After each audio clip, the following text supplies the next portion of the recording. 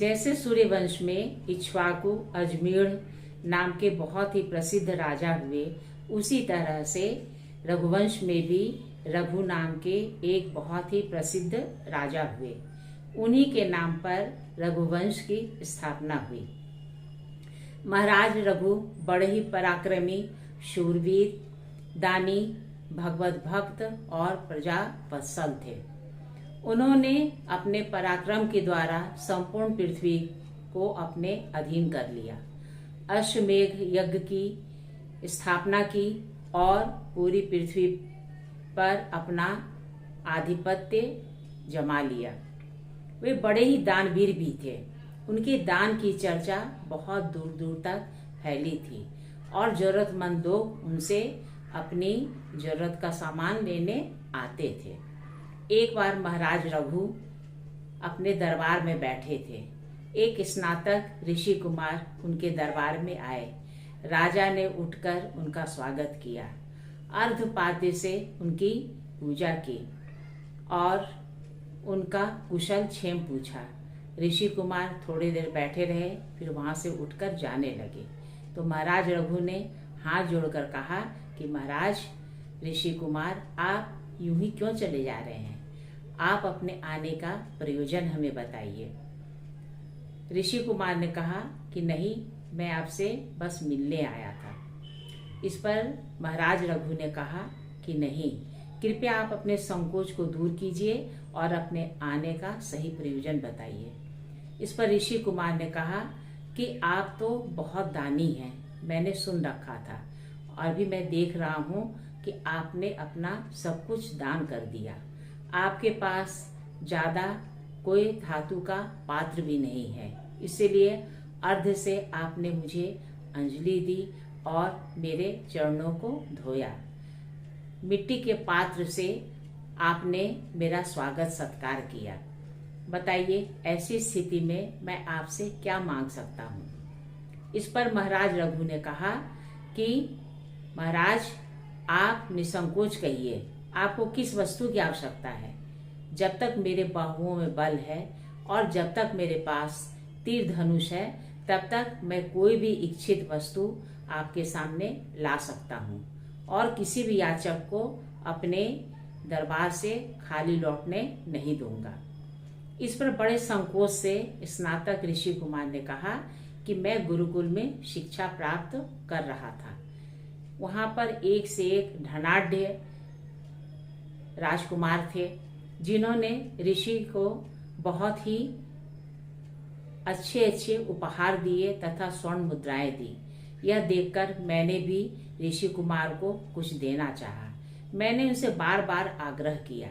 ऋषि कुमार मेरी स्थिति जानते थे। गुरुजी ने कहा कि नहीं, मैं तुम्हारी सेवा से बहुत ही संतुष्ट हूँ। तुमने जो मेरी सेवा की है उसी से मैं तुम्हारा गुरु दक्षिणा समझ लूंगा। तुम्हें गुरु दक्षिणा देने की आवश्यकता नहीं है। इस पर स्नातक ने बार बार आग्रह किया। इस पर गुरुजी झुंझला उठे। उन्होंने झुंझलाते हुए कहा कि जाओ, 14 लाख स्वर्ण मुद्राएं मुझे ला कर दो। ऋषि कुमार ने गुरु को प्रणाम किया और वहां से उठकर महाराज रघु के दरबार में चले आए। महाराज रघु ने कहा कि आप परेशान मत होइए स्नातक ऋषि कुमार, मैं आपको अवश्य दूंगा। उन्होंने अपनी सेना को सुसज्जित होने का आदेश दिया। उन्होंने कहा कि कुबेर पर हमें चढ़ाई करनी है और वहां से स्वर्ण मुद्राएं हमें जीत कर लाना है। रात्रि हो गई थी, सुबह की प्रतीक्षा होने लगी। सुबह होने पर खजांची ने बताया कि रात में स्वर्ण मुद्राओं की वर्षा हुई है। पूरा खजाना स्वर्ण मुद्राओं से भर गया है। राजा ने जाकर वहां देखा, पूरा खजाना स्वर्ण मुद्राओं से भरा हुआ था। कहीं भी तिल मात्र की जगह नहीं थी। फर्श पर भी स्वर्ण मुद्राओं का ढेर लगा था। यत्र तत्र स्वर्ण मुद्राएं बिखरी थी। राजा ने उन स्वर्ण मुद्राओं को एकत्र किया और उन्हें ऊंट पर लदवाकर ऋषि कुमार के पास भेजा। ऋषि कुमार ने कहा कि नहीं, मुझे सिर्फ 14 लाख स्वर्ण मुद्राएं ही चाहिए। इन स्वर्ण मुद्राओं का मैं क्या करूंगा? राजा रघु ने कहा कि नहीं, यह स्वर्ण मुद्राएं आप ही के लिए कुबेर ने भेजा है। इन स्वर्ण मुद्राओं को आपको लेना ही पड़ेगा। इस पर स्नातक ने कहा कि नहीं, मैं यह स्वर्ण मुद्राएं नहीं ले सकता हूँ। मुझे इतने अधिक की आवश्यकता नहीं है। मुझे अपने गुरुजी को सिर्फ 14 लाख स्वर्ण मुद्राएं ही देनी है। अब रघु क्या करते? उन्होंने 14 लाख स्वर्ण मुद्राएं गिनवाकर रथ पर ऋषि कुमार को भिजवा दिया। अब जितनी स्वर्ण मुद्राएं बची थी, रघु ने सोचा कि इन स्वर्ण मुद्राओं पर तो गुरुजी का ही अधिकार था और ऋषि के चलते ही इन स्वर्ण मुद्राओं को मुझे इंद्र से, कुबेर से मिला है। इन्हें भला मैं कैसे रख सकता हूँ? तो उन्होंने इन स्वर्ण मुद्राओं को ब्राह्मणों में और याचकों में बंटवा दिया। मेरा ख्याल है ये कहानी आपको अच्छी लगी होगी।